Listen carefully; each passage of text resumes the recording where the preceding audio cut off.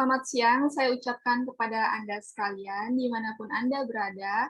Selamat datang di kelompok 2 dari kelas 3 PA 13, jurusan Psikologi Universitas Gunadarma, yang akan melaksanakan acara debat dengan nosi pro dan kontra acara infotainment yang ada di Indonesia.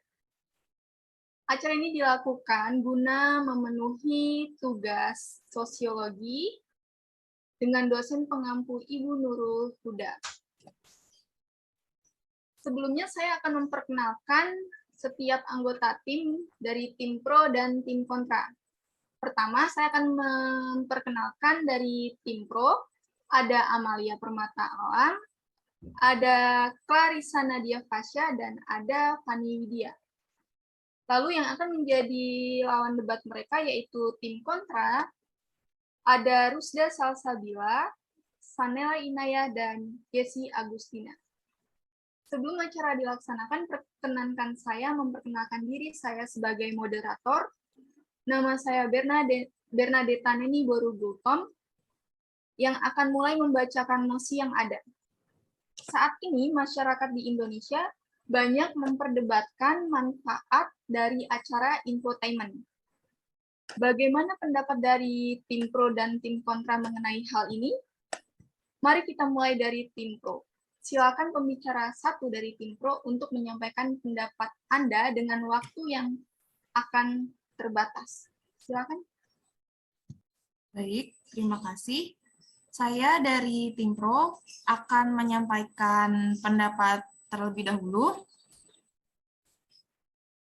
Tim pro menyetujui adanya acara infotainment di Indonesia dikarenakan acara infotainment yang telah ada di Indonesia tidak semuanya menayangkan berita-berita yang negatif atau berita-berita yang belum tentu benar.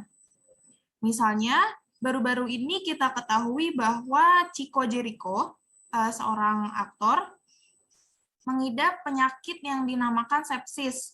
Sepsis ini penyakit yang membuat organ tubuhnya mengalami peradangan. Penyakit ini bisa membahayakan nyawa Chico Jericho. Lalu berita yang kedua, berita bahagia dari pasangan Raffi Ahmad dan Nagita Slavina yang baru saja dikaruniai anak kedua mereka. Lalu berita yang terakhir ada kabar duka dari anak almarhum Ustadz Arifin Ilham. Anaknya yang kedua yaitu almarhum Amir Zikra meninggal di usia 21 tahun dikarenakan penyakit ginjal. Berita-berita ini tentunya berita yang sudah jelas sumbernya memang sudah terjadi, dan berita-berita ini membuat masyarakat di Indonesia ini akhirnya memunculkan rasa simpati dan empati di diri mereka. Yang mana simpati dan empati ini terdapat di teori sosiologi, yaitu faktor proses interaksi. Terima kasih. Baik, terima kasih atas pendapatnya dari tim Pro 1. Selanjutnya saya akan memberikan pendapat untuk menyanggah dari pendapat tim Pro 1 ini dari tim Kontra 1. Silakan. Baik, saya dari tim Kontra ingin menyanggah pendapat dari tim Pro, yaitu menurut kami tidak setuju dengan adanya berita infotainment yang mana belum tentu berita tersebut benar gitu dan akan menyebabkan gosip. Gosip ini tuh punya banyak banget dampak negatifnya bagi masyarakat, terutama anak-anak yang berusia di bawah umur. Nah, berita yang menarik kan biasanya berita yang bombastis dan penuh sensasi. Nah, pemberitaan infotainment ini biasanya itu sengaja dikemas dengan penuh sensasional agar menarik minat publik supaya nilai rating menjadi tinggi. Namun demikian, hal tersebut tidak mencakup pada nilai-nilai etika yang ada. Gitu. Kecenderungan berita-berita yang mengumbar aib seperti perselingkuhan, kasus narkoba, skandal-skandal yang dilakukan oleh para selebritis merupakan sesuatu yang sangat buruk dan tidak baik untuk dicontoh. Mengenai kasus-kasus tersebut, membuat kami tidak setuju dengan adanya acara di televisi karena mempersoalkan tentang kehidupan bermasyarakat dan etika dari sisi tingkah laku tersebut tidak mencakup nilai-nilai etika dalam kehidupan sehari-hari. Gitu, seperti itu. Terima kasih. Baik, terima kasih atas pendapatnya dari tim kontra 1. Selanjutnya, silakan kemukakan pendapat Anda dari tim pro 2. Silakan.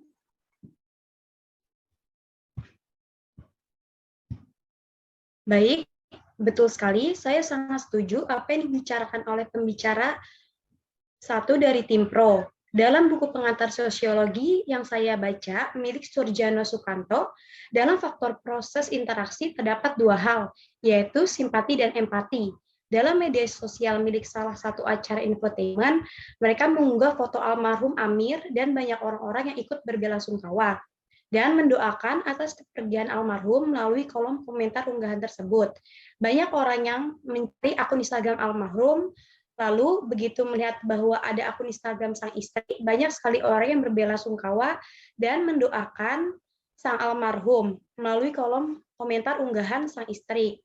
Terdapat salah satu akun berkomentar bahwa ia ingin menguatkan sang istri almarhum Amir, tetapi juga merasa sedih atas kepergian sang almarhum. Yang mana ini menandakan adanya empati. Empati dalam buku ini artinya itu sama dengan simpati, akan tetapi tidak semata-mata karena kejiwaan saja. Empati dibarengi oleh perasaan yang sangat dalam. Sedangkan simpati merupakan suatu proses di mana seseorang merasa tertarik pada pihak lain. Di dalam proses ini, proses memegang peranan yang sangat penting. Walaupun dorongan utama pada simpati adalah keinginan untuk memahami pihak lain dan untuk bekerja sama dengannya. Baik, terima kasih atas pendapat yang telah dikemukakan dari tim Pro 2.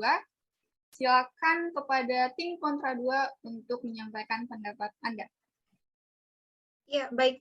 Saya tidak setuju dengan pendapat tim Pro 2, tapi saya sangat setuju dengan apa yang dibicarakan oleh pembicara pada tim Kontra 1, karena sistem nilai yang berfungsi dalam hidup seseorang menurut Bertens pada 2007, etika lahir dari sebuah adat kebiasaan, sedangkan adat merupakan sebuah budaya yang berlangsung dalam suatu masyarakat.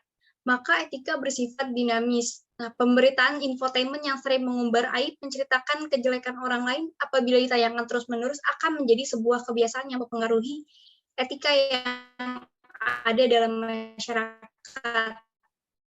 Nah, inilah yang menjadi kekhawatiran kita semua, dan ilmu sosiologi berpendapat bahwa etika adalah suatu norma connection.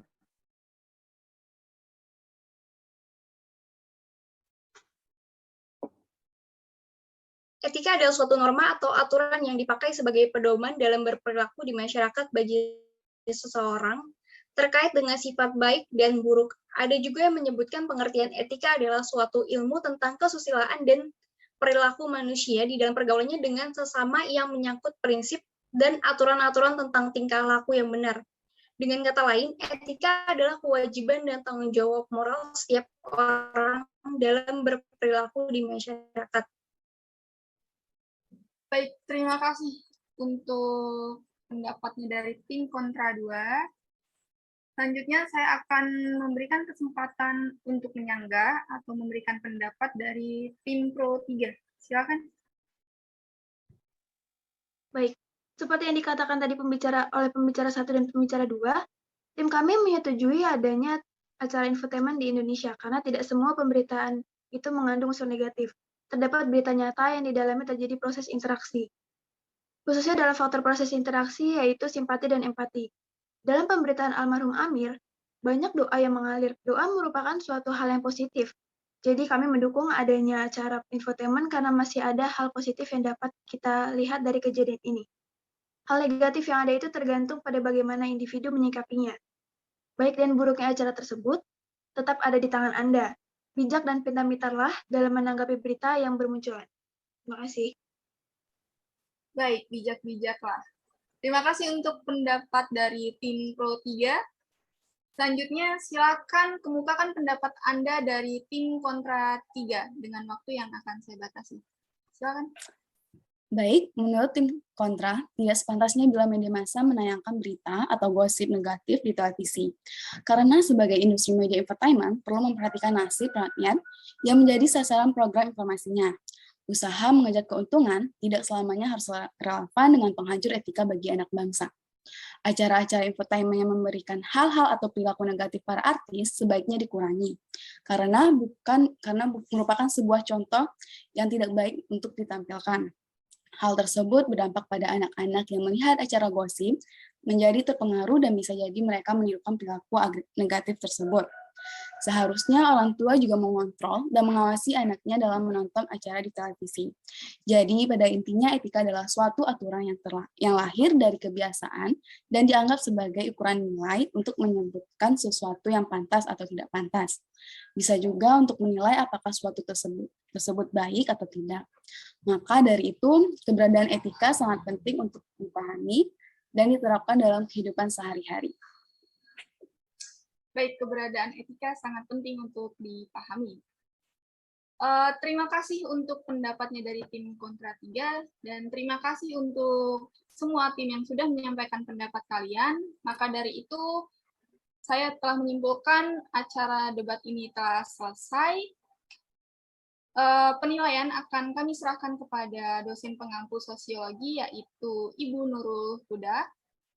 Kami mohon maaf apabila terdapat salah kata ataupun tindakan selama acara berlangsung, dan kami mengucapkan terima kasih kepada Anda sekalian yang sudah menonton video Zoom ini dengan mosi pro dan kontra antara acara infotainment di Indonesia. Kami akhiri, selamat siang